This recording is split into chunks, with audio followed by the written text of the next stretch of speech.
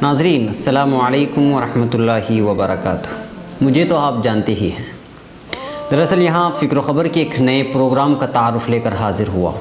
एक नया अंदाज़, एक नया रूप और फिर एक नया सेटअप।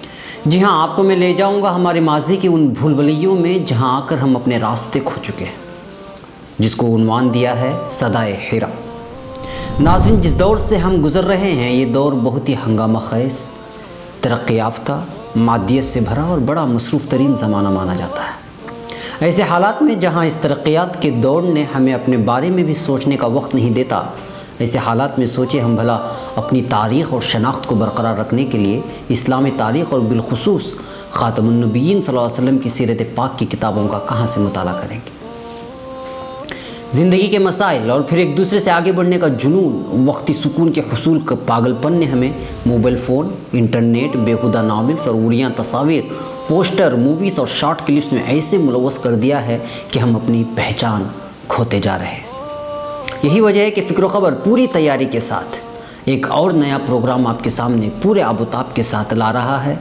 यहाँ अब तक सीरत पाक सल्लल्लाहु अलैहि वसल्लम का एक एक जूस पेश किया जाएगा।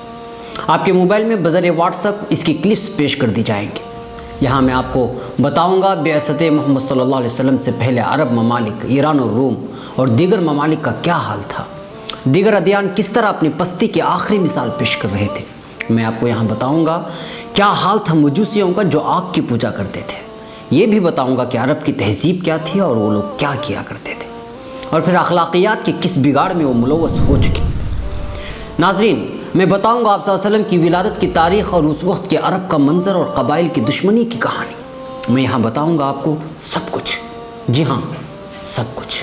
तो फिर सुनिए सीरत की सच्ची कहानी मेरी ज़बानी, सिर्फ़ और सिर्फ फ़िक्र ख़बर पर। इंतज़ार मगर थोड़ा सा।